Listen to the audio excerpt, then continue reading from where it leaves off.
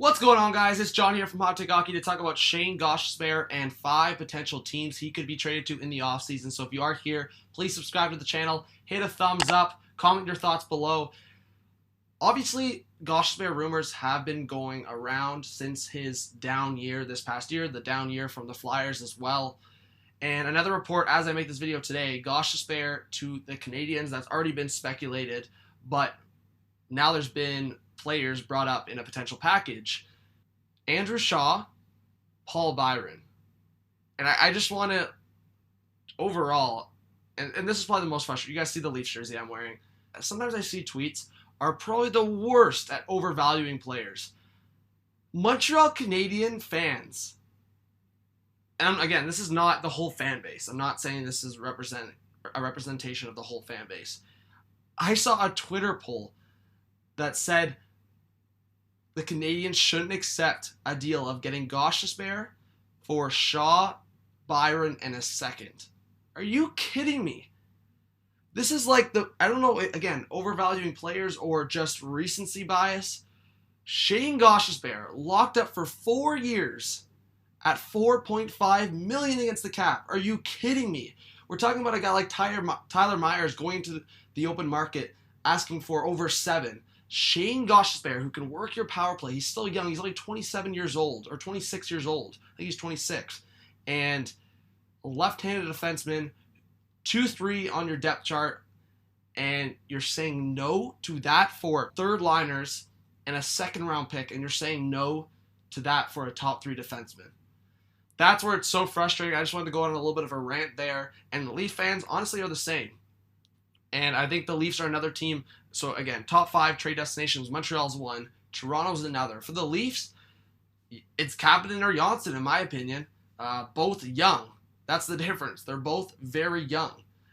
And when you're in your early 20s like that, you're already playing third-line minutes. You have the potential to be a very good top 6 forward. We've seen the speed from both those players, the versatility from both those players, and obviously the projection that both of them can become consistent 20, 25 goal scorers. So if I'm the Flyers, yes, that's what I'm looking at. And for me, and I was going to talk about it in a completely separate video, but I'm just going to bring it up in this video right now. If I'm the Philadelphia Flyers and I'm the Montreal Canadiens, one that's banging me on the head is Shayne Gostisbehere for Jonathan Drouin. We're talking about 2 players that had huge issues with inconsistencies this year. Huge. And Gostisbehere had a down year. Drouin at times played great. The Montreal Canadiens almost made the playoffs, but Drouin was very inconsistent, and that was a huge problem. It was very obvious. So for me, the thing it should be so obvious for everyone should be Gostisbehere for Drouin. But you know what? The Philadelphia Flyers, they're going to be missing a guy like Simmons, so I can see the merit for wanting to include a guy like Andrew Shaw. But on the other aspect, Andrew Shaw, as of like a year ago, was seen as kind of a cap dump.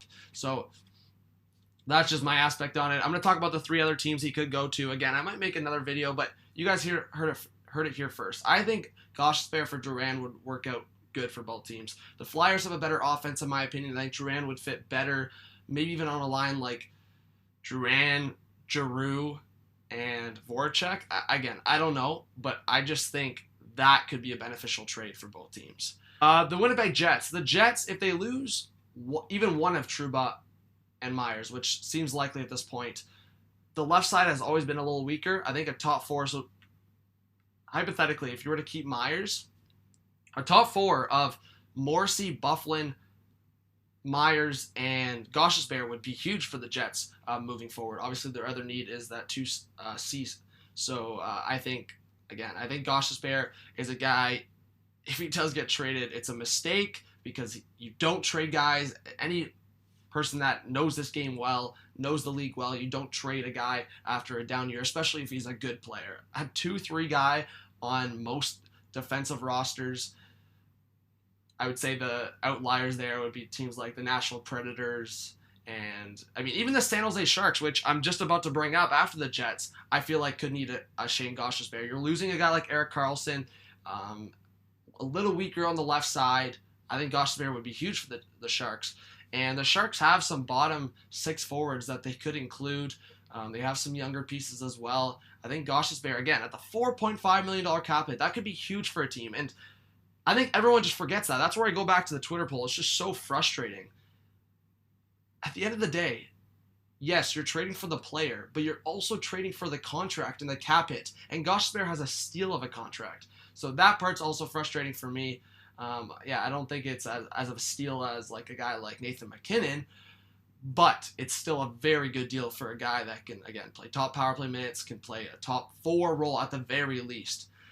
This one is a little debatable, but I feel like moving forward, they need to get a little younger on the back end. And again, Gostisbehere's not super young, but the Chicago Blackhawks, Gostisbehere could lead their power play. Duncan Keith is obviously still there, but old now. And I think the Blackhawks I'm just marking as my 5th team because I think they do have some underrated bottom 6 forwards that they could include in a package here for the Flyers, even maybe a defenseman moving back.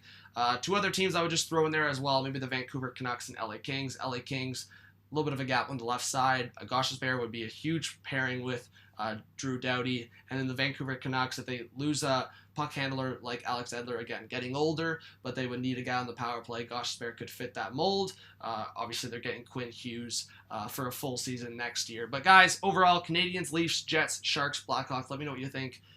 Again, I just think it's so frustrating for me when a player gets undervalued because he had one bad season.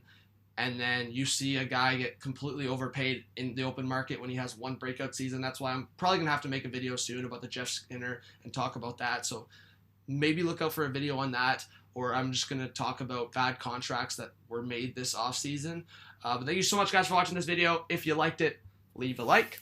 Subscribe to the channel if you are new, and leave your comments on this video.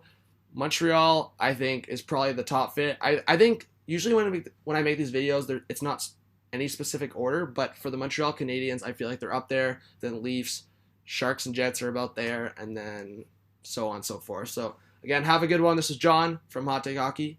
Peace out.